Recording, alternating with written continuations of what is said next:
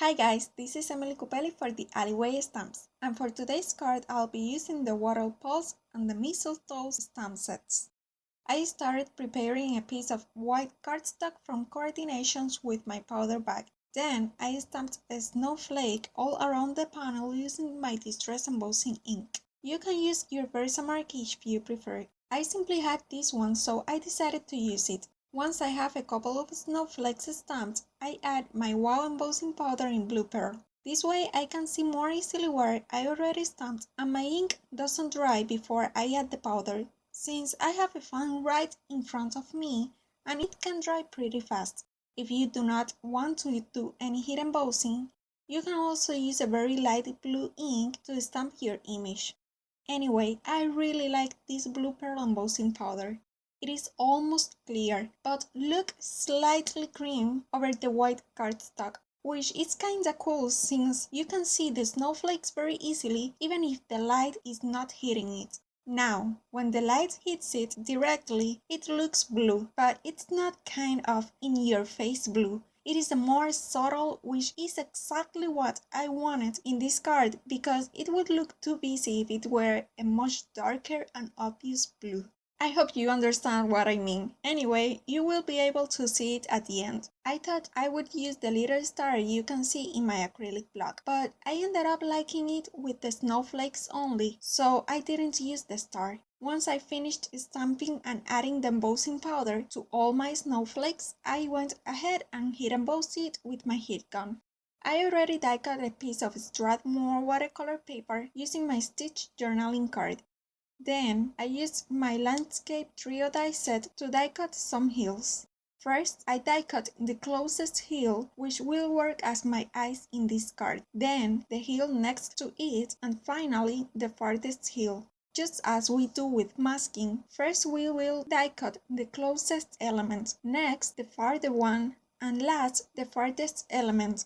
I already wet the piece of paper that will work as my sky and will randomly add some tumbled glass to it, which I diluted with water. Then we'll do the same with the shaded lilac distress ink. This time we'll try to add the ink to the places where I didn't add the blue ink and we'll blend them together.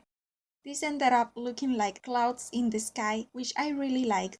Now we'll remove the excess of water in the upper edge using a paper towel and my clean damp brush. Then we'll do the same with the piece of ice, this time using the broken china and tumbled glass distress inks. Anyway, it ended up looking too similar to the sky, which I didn't like since I didn't want it to look like a second sky, but like ice. So I ended up coloring it again once it dried, which I'll show you later. I already stamped a penguin using my archival ink in jet black. I am coloring it with my black suit distress ink. I started adding my black after I diluted it with a lot of water. Now I'll add my ink with less water to create some shadows and add more dimension and interest to it, as well as make it look darker and more black instead of gray. I was keeping the color inside the lines, but then I remembered I was going to fussy cut it, so I started to color my image using the paper around it, and it made it much easier to blend the color. For the pick and fit, I used the Wild Honey Distress ink. Since these areas are so small, I simply added some color without even trying to add any shadows. Then I diluted the color with a lot of water to add just a bit to the bottom of the penguin's belly and dabbed it with a towel paper to remove the excess. Finally, cleaned my brush, added a bit of water and dabbed it again to make it even lighter. Then I fussy cut my image and went all around it with my black suit distress marker. Since I wanted my heels to be very white and bright and the Strathmore waterpaper is not, I added to them some of the distress paint in picket fence. I dabbed it over the heels and let them dry completely. I already stamped 3 pines with my archival ink. I tried to use only my Chubby Shoulders distress ink to color them, but that is a very light color, so I didn't get much of a contrast between the shadows and the rest of the tree. So I'll be introducing another color later. Anyway, for now, I'm simply adding more color around the trees and less to the center. For the trunks, I'm using the frightful Distress ink, but you can use any brown color you may have. Remember that I am working with the supplies I have, but you can use any color you have to color your images. They do not have to be the exact same ones I am using. Now I'll add some forest moss, which is a much darker green, to the same areas I added the shadows before. I had this color for a while and never used it. Recently, I started using it for my Christmas cards, and I have been loving it. Of course, any dark green would be fine for this card.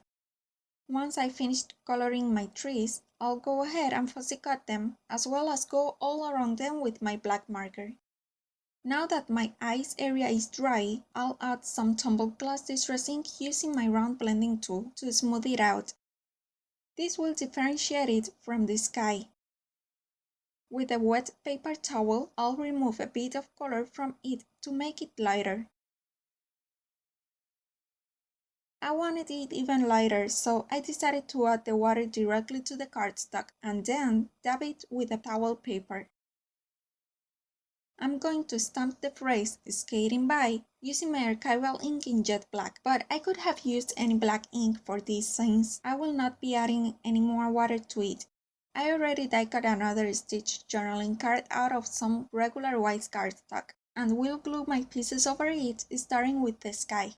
To glue the pieces together, I'll start with the pieces in the back, and finish with the ones I want in the front. So next, I glue the heel in the back. Then we'll glue the heel in the front, and finally, we'll glue the piece of ice. For this, I am using liquid glue, which gives me some time to adjust my pieces as needed. To make sure it dries flat, I'll put an acrylic block over it while it dries. Then I went ahead and finished gluing the rest of the images. Now I'll use my white gel pen to add some parallel lines to the blue piece to make it look more like ice. Since I have my die on hand, I'm using the edge of it to make the lines straight, but you can use a ruler or anything with a straight edge.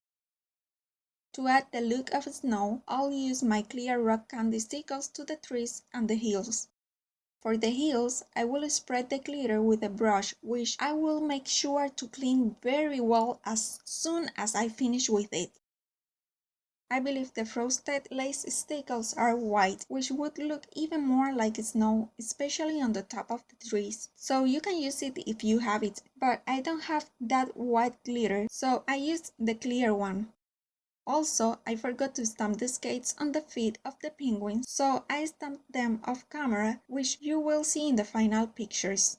Anyway, I would totally recommend you to stamp them before you add the glitter, using a waterproof ink like the archival ink. Another nice finishing touch you can keep in mind is to add glossy accents to the peak and the feet of the penguin, and even to the eyes. Here you can see the effect of the blue pearl embossing powder, as well as the stickles and the texture they add. Please give this video a thumbs up if you enjoyed it, and subscribe to my channel as well as the TheAlleyWayStamps channel if you are not subscribed yet. Don't forget to visit my blog to see the full list of supplies and more close-up pictures. Here are 2 other Christmas cards for you to watch. Thank you so much for watching, and I'll see you next time. Bye!